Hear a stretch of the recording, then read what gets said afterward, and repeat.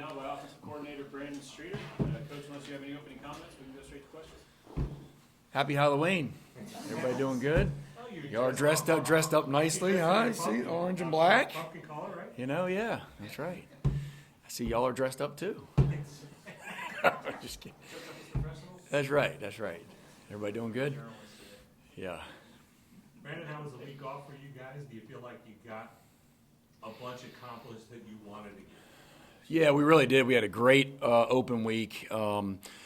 Obviously, much needed. I don't know if we've been this late in having an open week in a while. So, just being able to be 8-0 and feeling really, really good as far as being in that position, and then just being able to heal up some guys and just get loaded up again and kind of recommitting. That was the message to the team and to the offense for me was just, hey, it's time to recommit and going into our championship phase of our program. And so just excited, just really, really excited about where we are. And we had 3 practices last week. Was able to, review a lot of stuff, clean up some things, work on some new stuff. And so it was a really, really good week. Has DJ kind of flushed what happened to him against Syracuse and then move forward? Yeah, I really do. I think he has. He had a great week of practice. Just bounced back like I thought he was gonna, and so just excited for him. Being able to go back out there on Saturday, and we've been in that environment before 2 years ago, and he's been in that environment before. Obviously, it was during COVID, so it wasn't a full fan base there, but he knows what to expect, and he had a really good week. With him, how much does that recommitting go back to what he did in the offseason, some of the mechanical and things that got him where he was through 7 games? So Yeah. re-emphasizing. Yeah, really, it's just a mindset. It really is. It's all about a mindset and how you, how you flush things and how you move forward and gaining that confidence back. And he did that last week. There was no question about it. Just excited about, how he has responded and how he will respond on Saturday. He's got his confidence back. There's no doubt about it. So that's really what it is, though, is that mindset and just being able to bounce back, and that's what he's been able to do. Coach, that game 2 years ago at Notre Dame for DJ, did that raise expectations for him maybe a little unfairly? Yeah, I think he still has the record for amount of yards at that place, there's but when you play this game, there's always going to be expectations, and there's always going to be things to work for and to try to, duplicate or even be better. And so, but he can take that game 2 years ago as, just confidence, just gaining confidence from being in that environment and just being a freshman. And then just even what he's been through since he's been in that environment for the last, 2 years, I think he's learned a lot. And so by him having that knowledge and that experience, and then on top of that, his leadership and how he has responded to a lot of things. I think if anything, it gives him a ton of confidence going into that situation. It seemed like a lot of people from the outside were thinking, okay, 400 yards a game, that should be every week. Yeah, that's pretty unrealistic. But yeah, no, I think if he just, my message again to him is let's just keep it simple and just be in an attack mode all the time, and that's just basically confidence, just always having that confidence. And, and like I said, he bounced back last week in practice, had a great week, and didn't skip a beat at all. So that's the message, not just to him, but for the team, is just, being in attack mode nonstop is helps you with that confidence. Brandon, what were some of the things that you on the offense wanted to reconnect with during the off week going forward for this final stretch of the season? Yeah, there's a lot of things that you always want to work on, and number one, just execution on certain aspects of our game. Obviously we wanted to address the turnovers that we had against Syracuse. That was something that we were doing so well heading up into that game. I know we were in the top 5 in the country going into that game as an offense of holding on to the ball. So obviously we had addressed that and did a few more ball security drills just to make sure that it's emphasized. That would be the main thing that we really, really wanted to emphasize. And then just getting better individually, like everybody going into next week, or last week, having goals, set goals for the open week. Like, how are you going to get better? What are 3 things or 5 things that you can do individually to get better? And that's what they did. They all, I had opportunities to meet with the guys and meet with them and just talk to them about, what are their goals? How are you going to get better? And so each of those guys did that, wrote those goals down, and felt like attacked them really, really well. Brandon, what's been your assessment of the receivers as a whole? And do you need more out of those guys to get where you guys want to be? Yeah, no, I mean, I've been pretty pleased with the receivers. Number one, I think they've been a very unselfish bunch. There's not just one guy that's getting all kinds of catches or targets. It's been spread out pretty well, which as an offensive coordinator, that's a good thing, because now they don't know which guy you're going to go to, and so I believe, number one, they've been all team players. They've been doing a great job of playing without the ball too. That's something that we talk about all the time as an offense, is guys that can do things when they don't have the ball, whether you're a tight end, running back, or receiver. And so they've all been very, very unselfish, and I've been really, really proud of them for that. And, I feel like there's plenty of pictures in those first 8 games of our receivers making a lot of plays and DJ giving them a chance to make a play. And so I think that confidence level in that position is really, really good right now. With Beaux not having a catch against the last couple games, is there something defenses have done to sort of take him away, or what's been sort of the cause of that? Yeah, no, I think it's a mixture. It's a mixture of, some of the calls that were going to Beaux didn't get the Beaux. They just didn't get he didn't get the ball based on what the coverage was or whatever the case was. So, and then I got to do a better job of making sure he gets those touches, because he's definitely a really, really good player that can do some really good things with the ball in his hands. So, that's something else, to make sure that I do a better job of, is getting Beaux Collins the football. And I talked to him about that after this last game especially. And once again, he's just such a great kid. He's like, Coach, all I care about is winning. That's been the mindset of all these guys. So it's a fun group, but I got to do a better job of that. Brandon, in the summer, Jordan McFadden said that this offensive line group is probably the most cohesive unit that he's been a part of. What would you say is your assessment of that group so far, and how's that cohesion grown? Yeah, I think that statement's very accurate. He is, starting with Jordan McFadden. I mean, he's been a staple to our offensive line for the last couple of years, and for him to say something like that, obviously he really means it, and he can feel it and sense it. And so I think y'all have seen a group that has come in and week out and not been perfect, but have done some really, really good stuff, whether it be in the run game or protection.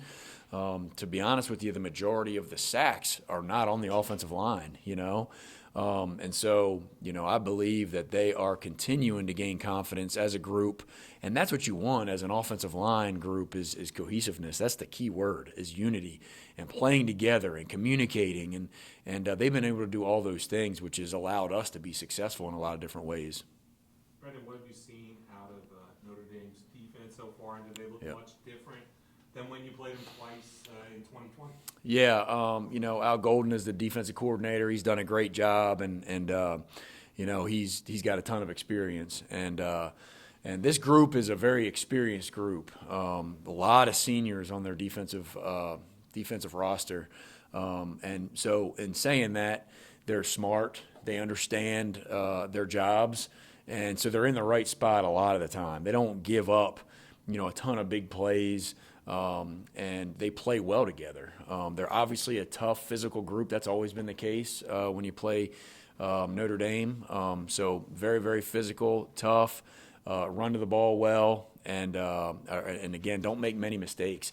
And there's really not there's not a guy on defense that you can really focus in on and try to pick on, because they're all good players, And so it'll be a big challenge for our group, and we're excited about that challenge. Do you guys kind of throw out that early stretch for Notre Dame and kind of focus more on the way they're playing right now when they've won, 4 or 5 or something? Yeah, absolutely. And as you guys know, I mean, it's about a one-game season, and we just lock into whoever we're playing next, and this is who we're playing. We're playing Notre Dame, and yes, they're playing better and better and gaining more and more confidence, and they're a really, really good football team, especially at home. So we just got to do what we've been doing as far as how we approach a game, how we take, like I said, one game at a time, and we don't play to the opponent. We play. Our opponent is Clemson every week, and how do we approach that game? And so we'll continue to do that, but it will be a big challenge for us. Do players still look at Notre Dame as this kind of iconic college football university, and do you have to kind of talk them out of it the first time they walk into that stadium? I think every kid's a little bit different. Every kid, based on their experience. Some guys on this team have played these guys before a couple times, and so I think it's important that we address that as an offense and as a team for sure, and just understand that, hey, this group is going to be ready for us. They're a really good program, but at the same time, we just got to take care of our business and focus on us. Brendan, when Cade came in against Syracuse, he didn't have to throw much. It worked out well. But how has he progressed, if he would have to come in for injury or otherwise? How has he progressed as a passer from summer to now? Yeah, I think anytime you just get reps like he's getting in practice, and you gain just more and more confidence. And so anytime I've seen so many examples of guys that might have, when they first get here, struggle because they're not super comfortable with knowing exactly what's going on and having to learn the offense, and you just see the footwork all messed up, and then their timing is they're late and all those things. So he's been able to clean up a lot of those things stemming back from the spring and even in the summer. And so the more reps he gets, the more confidence he gets, and the more on time he is, and the more accurate he is. And I've seen guys go from, and not necessarily Cade's situation, but guys that, if they don't have that confidence, they don't look great. And then all of a sudden, once they gain that confidence and get that experience and maybe learn from their mistakes, they continue to grow. And that's what Cade has done. He's taken one day at a time. He's been able to watch a lot of football on game day, watch how DJ has played and how he responds to things. And I think he's learned a lot from that, and as well as his experience in practice has gone a long way. And so I think his footwork has been cleaned up, so he's more on time with a lot of things. His eye discipline and just his discipline on going through his progressions has gotten a lot better. And that just comes, again, from understanding the offense and just having those reps. Are you confident in him running the entire offense at this point if he needed to? Oh, yeah, absolutely. I mean, he has shown me that from day one. I mean, he's done a great job of not just having the energy and poise. He has a lot of the, if not all of the qualities that you want in a quarterback, and the guys rally around him, and he's just approached this whole situation very, very well. So I have a ton of confidence in him. What do you make of Foskey, number 7, and the type of challenges that he brings? Yeah, he's a really good football player. I mean, I think he has 7 sacks, if I'm not correct there. I think he's right around there. Just very athletic, plays hard, and we got to do a great job with him. And he has shown week in and week out that he can make those plays, and he shows a lot of different ways of making the plays. It's not just sacks that he's had, but he's done a lot of other good things too. He's a big kid. He's a strong kid. He can hold the point well, so it'll be a big challenge for our guys. Is there one area that maybe the biggest challenge that you're thinking about heading into this game ahead of everything else? Really it comes down to our execution and just being able to finish some of the drives maybe that we've been stalling when we passed the 50-yard line. There's been a couple times where we haven't finished in the end zone really, and not having to leave it up to our kicker who's so good, and thank goodness we have BT Potter. He's just been amazing. But just being able to finish in the red zone is something that I'd like to see us do a better job of, and of course taking care of the football.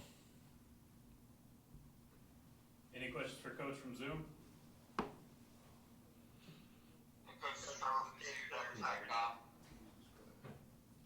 Go ahead, Dan. Hey, yeah, just Wesley Goodwin was talking a few minutes ago about Notre Dame kind of being an old school football team, got to put on big boy pants. And defensively, with Isaiah Foskey out there at defensive end, J.B. Bertrand at linebacker, they are an old school kind of a defense. Is this, another one of those things that, hey, this is going to be a physical football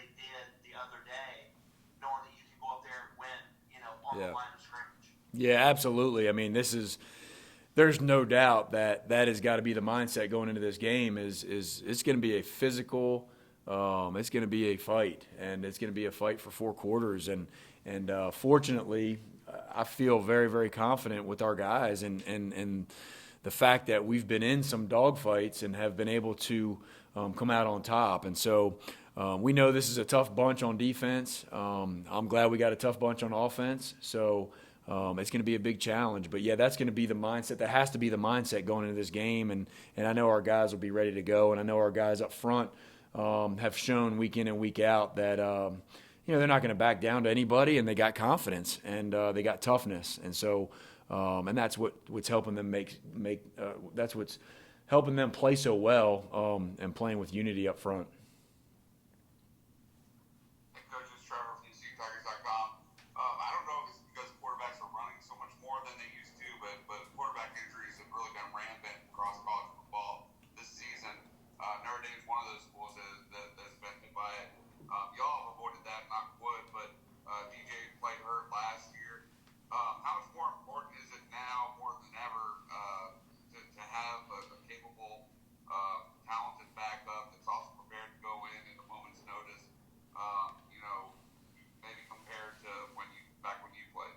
Yeah, I'll tell you, it's very valuable to have multiple guys that you can feel that you have confidence in and going in there and playing. And obviously running the quarterback is a big part of our offense. And so, that's not going to change. DJ has done an awesome job of running the football this year. And, that's been one of the things that I've been really most pleased with is just his confidence and his ability to run that football. And so, but having multiple guys that are able to do that is a plus. And so we're excited about having that opportunity with multiple guys.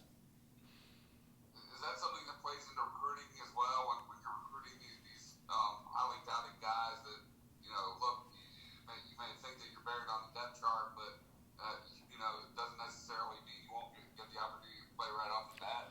Yeah, I think it's important because, depth charts change all the time, So one thing we talk about in the recruiting process is, as you make some decisions, don't put all your eggs in the basket of the depth chart because that depth chart can change, on a weekly basis, whether it be injury or whatever the case is. And so what you can base everything on is, who you're going to be around each and every day and the culture and the success that you're going to have. And so that's what we talk about in the recruiting process. And for me, just getting a quarterback that understands that, hey, you're going to be the face of the program and you got to do a lot of things. And it's not just standing back there in the pocket and throwing the ball. You're going to have to be able to run the football and help this team in any way possible. And fortunately, we've been blessed with guys that have been able to do that, since I've been here, and that has allowed our offense to be successful. Hey, Brandon, this is Anna Adams, Clemson 24/7. How have you seen Walker Parks kind of progress as the season as he's settled in to that interior spot? Really good. I mean, I feel like there's always, every week, there's something, whether it be technical or whatever for Walker to work on just because he is in a new spot. But, man, I'll tell you what, most importantly, he has improved in a lot of areas. And just feeling comfortable as an inside guy, you never have to question his toughness or his physicality. Those things are definitely natural for him, and he's done a great job of that. Just technically each week, we're pointing out things for him to get better at, and he's going and correcting them, and that's a good sign. Anyone else for Coach? Thank you, Coach. All right, thank y'all.